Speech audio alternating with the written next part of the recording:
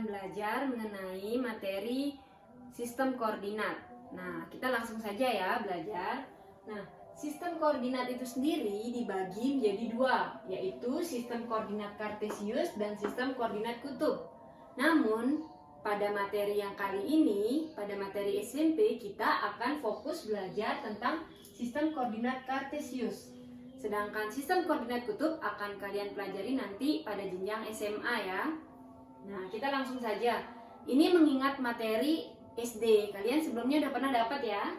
Nah, jadi sebelum kita masuk, kita mengingat-ingat dulu sih istilah-istilah yang ada pada koordinat. Nah, pada sistem koordinat ya. Nah, ini sumbu yang tidur ini disebut sumbu X ya. Sumbu X ini bahasa lainnya biasanya disebut absis. Kemudian yang berdiri ini sumbu Y. Sumbu Y ini biasa disebut ordinat. Nah, kemudian selain itu yang perlu kalian ketahui lagi adalah kuadran. Ada yang namanya kuadran. Kuadran itu dimulai dari pojok kanan atas. Ya, yang di sebelah sini semuanya titik yang berada pada sini ini masuk kepada kuadran 1. Nah, kuadran 2-nya ada di sini. Kemudian kuadran 3 di sini. Kuadran 4 di sini. Nah, itu ya kuadran. Kemudian selanjutnya di sini selain kuadran, di sini Ibu sudah memiliki beberapa titik. Kita coba mengingat dulu ya gimana cara memberi nama titik. Nah, di sini kan ada 1, 2, 3, 4, ada 5 titik. Kita mulai dari titik A terlebih dahulu. Nah, kalau mau kan nanti titik itu ada 2 ya, ada X, ada Y-nya ya. Untuk dapat yang X kita tinggal lihat dia di kanan atau di kiri dari titik acuan. Titik acuannya 0,0 nih.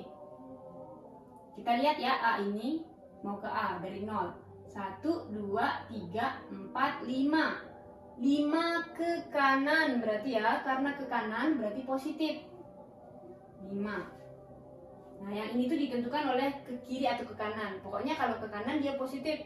Kalau dia ke kiri ya isi tinggal negatif aja gitu. Kemudian yang ini ditentukan oleh atas bawahnya. Tadi kan kita baru sampai sini ya. Untuk dapat A kita harus ke atas. Sebanyak berapa? 1, 2 ya. Nah ini kita ikutin arahnya. 1, 2. Berarti karena ke atas berarti positif lagi. 2. Kayak begitu cara nyarinya. Kemudian kita coba cari titik B. Nah, sama kayak tadi. Ada depan, ada belakangnya. Untuk yang mengisi yang di depan, kita lihat dulu dia ke kiri atau ke kanan. Ingat yang di depan ini ditentukan oleh kiri kanan, yang belakang ini ditentukan oleh ke atas atau ke bawah. Kalau dia ke kiri dan ke bawah, berarti dia negatif. Kalau dia ke kanan dan ke atas, berarti dia positif. Itu aja ya cluenya. Kita cari titik B sekarang. Ingat kiri kanan dulu. Jalan, berarti dia untuk dapat B dia 1, 2. Ke kiri sejauh 2 ya. Pegang dulu. Ke kiri sejauh 2. Berarti karena ke kiri berarti negatif 2. Nah, dari sini untuk dapat B berarti harus naik lagi. Kalau naik ingat ya, kalau naik itu positif berarti. Naik berapa nih? 1, 2, 3, 4, 5, 6. Naik 6. Kayak begitu. Kemudian kita coba cari titik C. Titik C itu dari 0,0 jalannya karena titik acuannya 0,0. Berarti titik C, untuk dapat titik C ke kiri atau ke kanan? Ke kiri ya. Berarti negatif 1, 2, 3, 4, 5, 6. Terus sampai sini. Berarti negatif 6, sudah sampai sini berarti untuk dapat C berarti kita harus ke bawah ya. Berarti negatif lagi. Negatif berapa ke bawah nih? 1, 2. Berarti negatif 2. Kayak begitu ya. Kemudian kita coba cari titik yang D sama E. titik D. Nyari 0, mau nyari D, ke kiri atau ke kanan biar dapat D? Ke kanan ya, sejauh berapa ke kanan? 1, 2. Berarti karena ke kanan berarti positif 2. Koma, untuk nyari D ke atas apa ke bawah nih?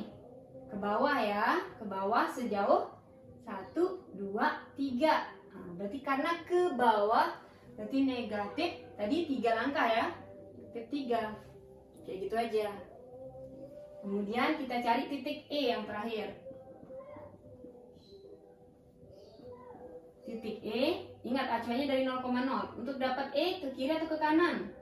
Ke kanan sejauh 1, 2, 3, 4. Berarti karena ke kanan berarti positif 4. Koma, udah sampai sini. Untuk dapat E, ke atas, ke bawah, apa diam di tempat? Diam di tempat ya, karena diam di tempat berarti ya 0, itu aja. Begitu cara nyari titik ya. Nah, selanjutnya sekarang kita akan belajar mencari tahu posisi titik-titik ini terhadap sumbu X dan sumbu Y. Yang pertama, titik A. Ini titik A. Bagaimana kedudukan titik A terhadap sumbu X? Titik A terletak berapa satuan di atas? Di atas apa di bawah sumbu X nih titik A? Di atas ya. Berapa satuan di atas sumbu X? 1, 2. Berarti 2 satuan. Nah, ini dianggap satuan nih, yang ini. 2 satuan di atas sumbu, ini SB ini sumbu ya, sumbu X. Kemudian kan ini posisinya nggak hanya terhadap sumbu X, tapi juga terhadap sumbu Y. Tinggal kita lihat posisinya A terhadap sumbu Y gimana. Berarti titik A di kiri atau kanannya nih? Di kanannya ya, berapa satuan di kanannya? Kita hitung. 1, 2, 3, 4, 5. Berarti 5 satuan di kanan ya.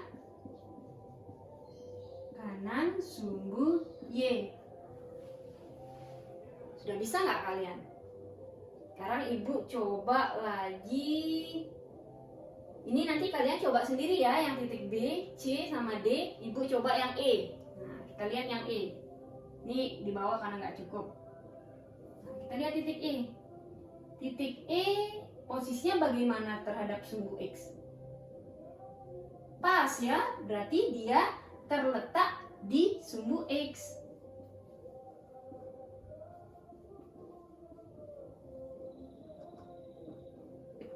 Nah, kemudian terhadap sumbu Y bagaimana titik E ini?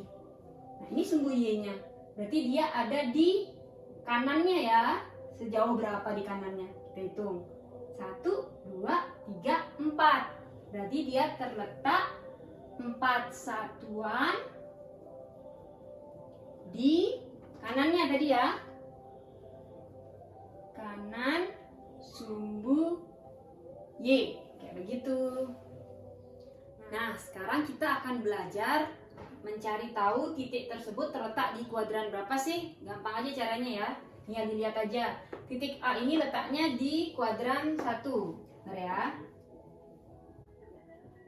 Kemudian titik B jelas ada di kuadran 2. Titik C jelas ada di kuadran 3. Kemudian titik D yang ini jelas ada di kuadran 4.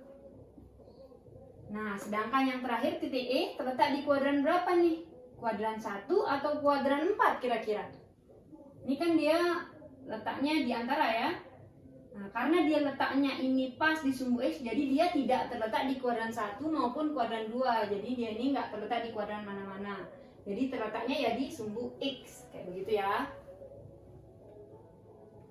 Nah, sekarang kita akan belajar gimana sih posisi titik kalau titik acuannya itu bukan 0,0. Jadi jalan awalnya itu bukan 0,0.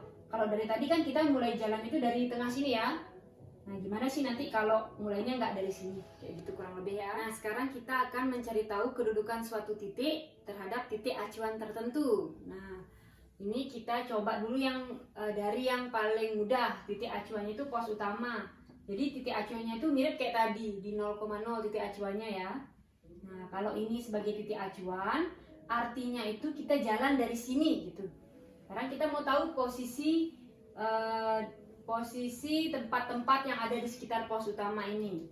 Misalnya kita mau tahu posisinya pasar. Pasar itu karena titik acuannya pos utama, berarti kalau kita berdiri di pos utama mau ke pasar, berarti kita jalan ke kiri atau ke kanan nih? Ke kanan ya. Ke kanan sejauh berapa? Kita hitung. 1, 2, 3, 4. Baru sampai sini. Kanan sejauh 4. Kalau ke kanan kan tadi positif ya. Berarti 4, nah, mau ke pasar, kita harus ke atas apa ke bawah nih? Ke atas ya. Ke atas sejauh berapa? 1, nah yang ini 1 baru ya. 1, 2, 3. Berarti ke atas sejauh 3. Berarti karena ke atas positif 3. Jadi posisinya pasar terhadap titik acuan pos utama yaitu 4,3. Ingat ya, ke kiri kanan dulu baru ke atas bawah. Jangan kebalik. Nah, sekarang kita mau cari posisinya apa ya? Posisinya hutan.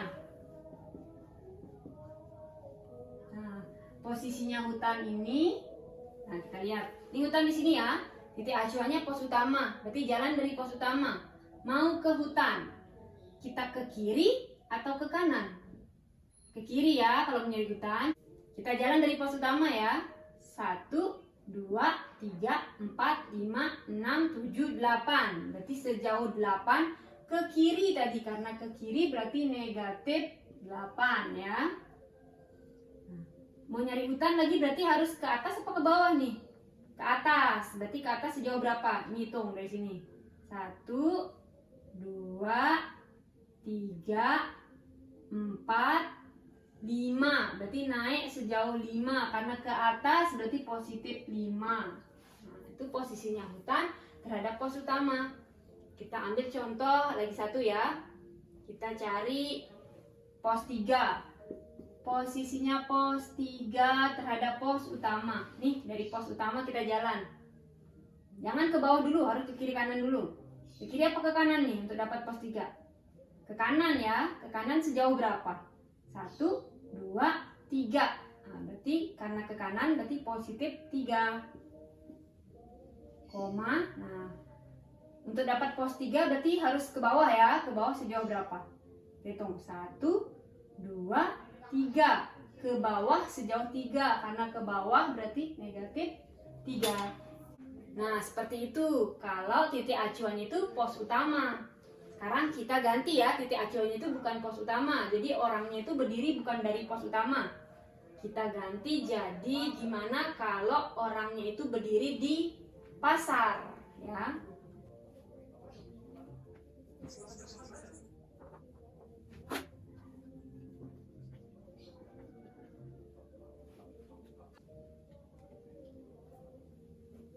Nah, sekarang kita ganti. Titik acuannya bukan pos utama lagi, tapi pasar. Nih Bu, isi gambar orangnya biar ingat. Jadi orangnya dari sini. Kita mau mencari posisinya perumahan deh. Perumahan dulu. Perumahan. Nah, perumahan kalau titik acuannya pasar. Nah, kalau dari pasar mau ke perumahan, kita jalan ke kanan apa ke kiri nih? Ke kanan ya. Ke kanan sejauh berapa? 1, 2 ya. Ini kita ikutin. Nah, kalau pakai buku kotak-kotak kalian akan lebih mudah lagi nanti. 1, 2. Berarti ke kanan 2. Berarti karena ke kanan ya positif 2. Baru sampai sini. Kita mau ke perumahan nih. Berarti harus naik lagi sejauh 1 aja naik. Karena ke atas atau naik berarti positif 1. Itu posisinya perumahan. Sekarang kita mau cari posisinya si tanah lapang. Kalau titik acuannya pasar ya. Ini tanah lapang yang ini. Tanah lapang. Nah, dari pasar nih jalan dulu. Berarti ke kiri apa ke kanan nih? Ke kiri apa ke kanan mau nyari tanah lapang? Ke kiri ya. Sejauh berapa jalan nih? Pelan-pelan. 1, 1, 2, 3, 4, 5, 6, 7, 8. Karena ke kiri sejauh 8 berarti negatif 8. Baru sampai sini tadi ya. Mau nyari taraf 8 ke atas apa ke bawah, apa sudah sampai? Sudah sampai ternyata, berarti nggak perlu ke atas atau ke bawah, berarti 0. Itu aja. Kita coba lagi satu titik ya. Acuannya masih pasar. Kita coba mau ke pos utama. Nah, balik nih. Dari pasar mau ke pos utama. Ingat kiri kanan dulu.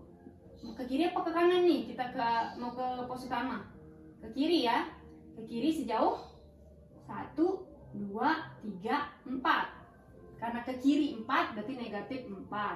Baru sampai sini tadi ya. Mau ke pos utama berarti turun lagi 1, 2, 3. Nah, ke bawah sejauh 3 berarti karena ke bawah ya berarti negatif 3. Nah seperti itu ya kalau titik acuannya itu dirubah. Jadi nggak mesti titik acuannya pasar, nanti tergantung soal. Bisa aja titik acuannya itu hutan, kolam, dan semuanya masih mungkin ya. Oke, demikianlah penjelasan mengenai koordinat kartesian.